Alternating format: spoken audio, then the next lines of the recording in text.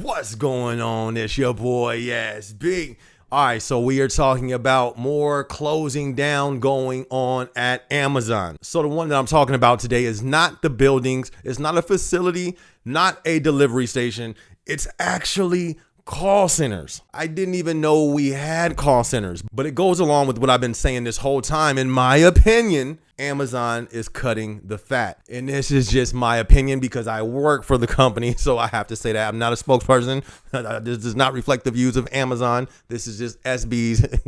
But your boy SB's been pretty right so far. Let's talk about this. So there's going to be one call center left open and the others are being closed. Well, one left open for now. Two things about this. One dope thing is they still have their jobs. This is not a layoff that's taking place.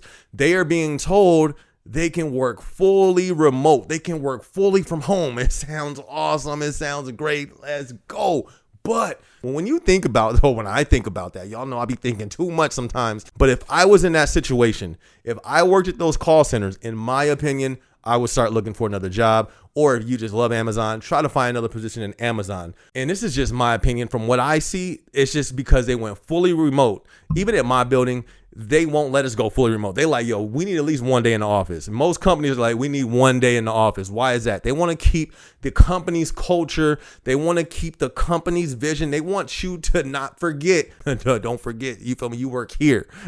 But then also just for meetings and for updates and to have that in-person contact with people. So for them just to pull all the way back and just close the buildings down, I look at that like they're not as invested in that area. I could be wrong, but that's how I see it. And if they already cut the building and just left the workers there, I would have something in play just in case. Like I've been telling everybody, this ain't just for the call center workers. This is for everybody. The L6. This is for the L7. This is for the L4. Definitely the L4. Y'all pray for the L4s. This is for the PAs. It's for the Packers. All these jobs out here that's having these cuts, hiring freezes, all that stuff. It's like we don't know what the next major move is. So that's why I've been saying, hey, make sure your resume's up to date, et cetera, et cetera. So when you look at some of the articles, it's not too crazy. They don't give too much information. New York Post basically says Amazon is reporting nudging customer service to work from home as it looks to close some of its US-based offices as a part of cutting cost effort. The wording they be using, nudging them to work from home. That's not a nudge. That's a kick off the ship. Like, hey, the building closed, go work from home. Like a nudge. What type of nudge is that? Anyways, sorry. The e-commerce giant plans to shut down multiple call centers throughout the U.S. in a bid to trim its real estate expenses. It says Amazon, which is valued at $1.17 trillion, did not comment on whether it plans to close all call centers. However, a company representative confirmed that Amazon is expanding remote work among its customer service employees. So what's dope about this, like I said, they're not just cutting them off and saying, hey, everybody's fired, go home. Super dope. That's the good part. But can everybody take this as a wake-up call? They haven't even announced a recession yet on a wide scale. They haven't even declared it a recession yet, and all this is taking place. I've been saying that. So that's one reason why these closings are taking place. I'm going to continue to talk about it, to continue to keep it on your head so you can be on your toes, so you can be aware, so you can be prepared just in case something like this, or if layoffs start happening even more, we all can be somewhat prepared for it. So I don't know if you guys seen it in the news, but they actually had a map.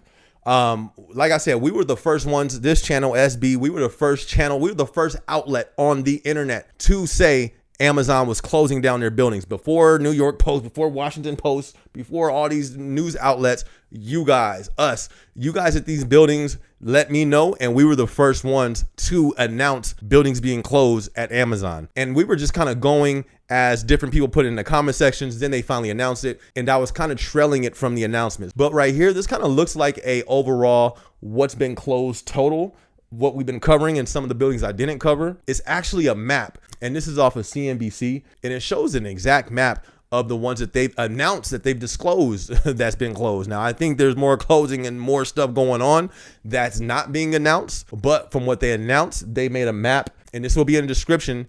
If you hover over each one of these dots, it shows you whether it's a delivery station and where it's at. Like right here, we have a delivery station in Santa Rosa, California, canceled, no reason given. You go to another one, we have a fulfillment center in Kansas, canceled, no reason given. Go to another one, we have a fulfillment center delayed from September 22 to May 23. Another one, fulfillment center in North Carolina, canceled, no reason given. Why are these things being canceled?